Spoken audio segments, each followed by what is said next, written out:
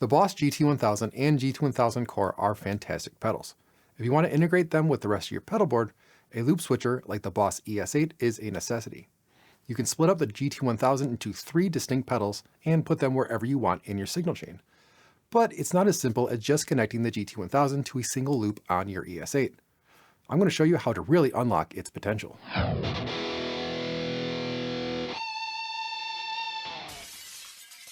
The GT1000 Core has been a main part of my pedal board ever since I reviewed it a year ago. Since then, I've been asked to do a video on how to integrate it with my ES-8. Shout out to Dominic Gibson 9529 for relentlessly bugging me about it.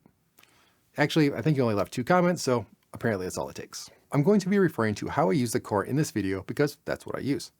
All this can easily translate to the full-size GT1000 if that's what you use.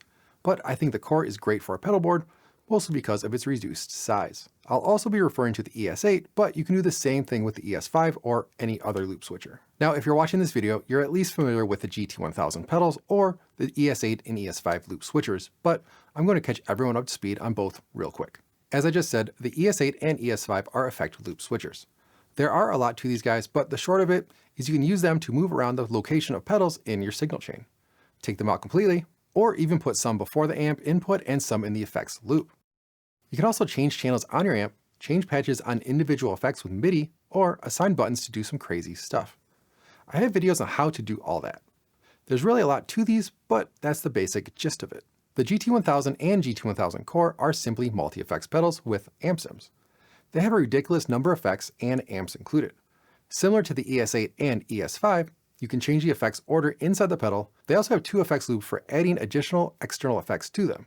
The GT1000s can be used standalone with amp sims or in a pedal board, which is how I use my Core. You can simply add a GT1000 to an ES-8 by connecting the input and output of the GT1000 to the send and return on a single loop of the ES-8 and be done with it.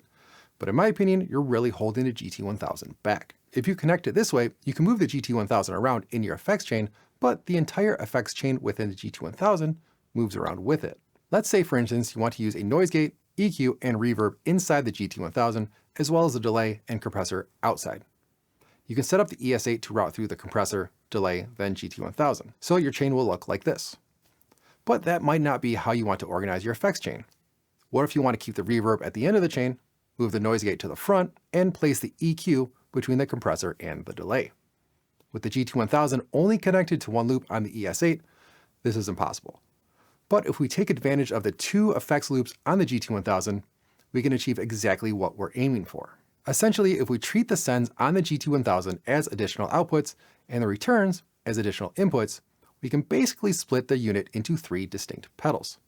If you think about it, the sends are outputting a signal like the output does, and the returns are receiving a signal like the input does.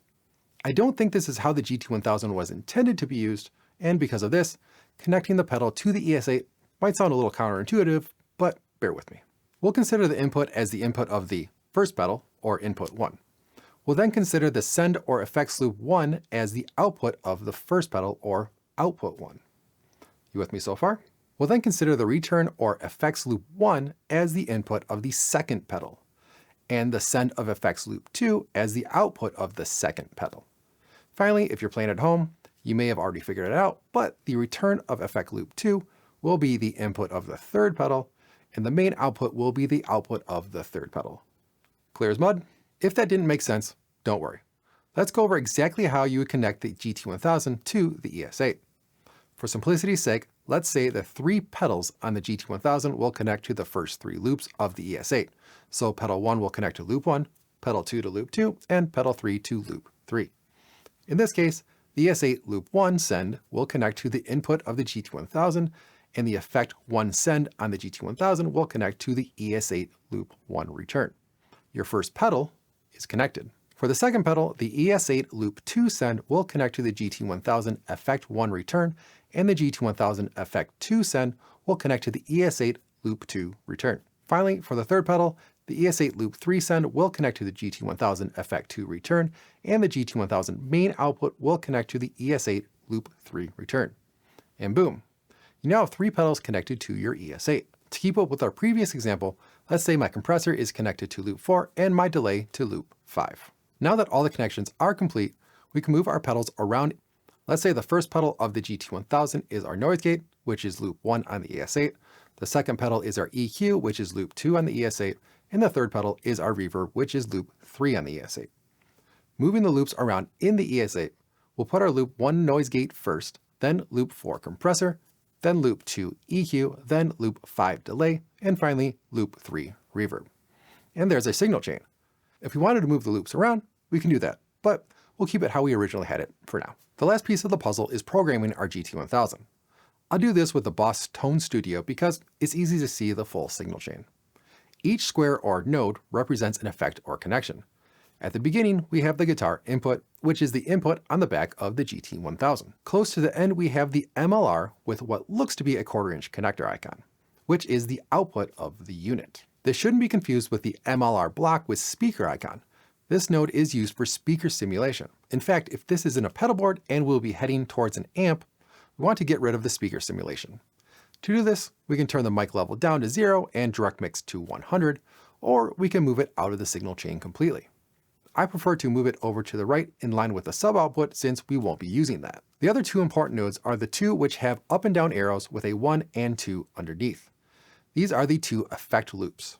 Anything that goes into effect loop 1 will be sent out of the effect send 1 connection, and the signal that comes back through the effect 1 connection will then travel out the effect loop 1 node. Same goes for effect loop 2. If we look back at how we connected the GT1000 to the ES-8, programming the GT1000 should start to make sense. Everything between the input and effect loop 1 will be pedal 1, everything between effect loops 1 and 2 will be pedal 2, and everything between effect loop 2 and the MLR output node will be pedal 3. Now let's set up our pedals. Pedal 1 is our noise gate, so I'll move one of the noise gate effect nodes to the right of the input and the effect loop 1 node to the right of the noise gate. Pedal 2 will be the EQ, so I'll move an EQ node to the right of effect loop 1 and the effect loop 2 node to the right of that EQ. And for pedal 3, which is our reverb, I'll move the reverb node to the right of the effect loop 2 node, then I can move the MLR output to the right of that reverb node. Now we're all set up with our pedals. To let this really sink in, let's map out our signal. Our guitar signal is going to the input of the ES-8. It will then be routed to loop 1, which is sent to the input of our GT1000. That signal will go through the noise gate, then back out the effect loop 1 send, which goes back to the ES-8, completing loop 1. The ES-8 will then route the signal to loop 4, which is our physical compressor. After the signal comes back from the compressor, it will be routed through loop 2, which sends the signal to the effect loop 1 return. That signal will be routed through the EQ and sent back out the effect loop 2 send, returning to the ES-8, completing loop 2. Next, the ES-8 will route the signal through loop 5, which is our physical delay.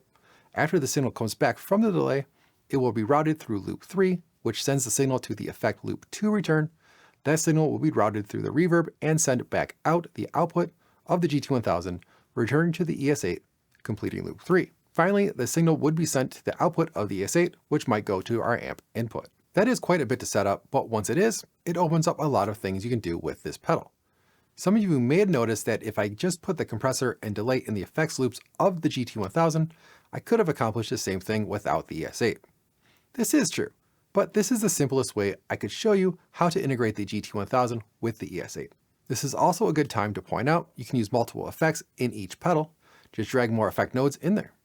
Now let me show you guys some of the ways I use the GT1000 in my pedal board. First of all, I have it set up only as 2 pedals instead of 3. Instead of having my Strymon timeline connected to a loop on the ES-8, I have it in the effect loop 2 on the GT1000. So in the Tone Studio app, it acts as another effect node. I do this because of my effects order, but I'll explain why I do that in a minute. Utilizing that effect loop does change up my connections. Pedal 1 on the GT1000 is still guitar input to effect loop 1, but the second pedal is effect loop 1 to the output. I have to change the connections for the second pedal accordingly, with the effect loop 1 return being the pedal input and the GT1000 output being the pedal output. Aside from those changes, programming the GT1000 is done in the same manner. I don't typically use both pedals in all of my patches on the ES-8. The first pedal will sometimes get used and is usually placed before the amp input of my Mesa GP2C. The second pedal is in the effects loop of the amp and is always the last effect in the chain. That pedal usually has an EQ, timeline effect loop, a reverb, and sometimes a modulation effect like a chorus or flanger. The timeline is in the GT1000 effect loop because in my solo patches, I use a timeline as a long delay and I put that in parallel with a delay in the GT1000, which I use as a short slapback delay. There's no other way I can really think to do it. If you want to see a video on why it's a good idea to use a parallel delay, leave a comment. Using the second pedal at the end of all my patches has an added bonus as well. I can use the output level knob as a main volume control for all my patches. If I want to do this on my amp, I would have to adjust the master volume on all 3 channels, hoping they keep the same level difference between the 3. With the volume knob, it's just one adjustment. I use this when I set up for live shows and practice with my band all the time. Like I said, the first pedal will usually be placed before my amp input, and the main way I use it is as a volume cut from the guitar. If I wanted to get a sound similar to rolling off the volume of my guitar, I'll just hit a patch on the ES-8, which will use that first pedal with an EQ'd effect node whose output volume is reduced. You might call me lazy for doing this, but I really don't like using volume knobs, especially in live situations. I prefer cutoff switches. And using the GT1000 to cut down my volume ensures I hit the same volume every time. I know it's not exact due to EQ differences you might get from the volume knob, but really, it's close enough for a live scenario. And if I really wanted to get closer, I could make some adjustments in the EQ. I also use the first pedal in another patch as a compressor, which goes into a cello synth effect on my SY200. Let me show you how I set up a typical patch using a rhythm distortion patch as an example. I'll be using my Tube Screamer clone, Zool MIDI noise suppressor, Strymon timeline delay, and GT1000 core. The first pedal on the GT1000 has an EQ used as a volume cut.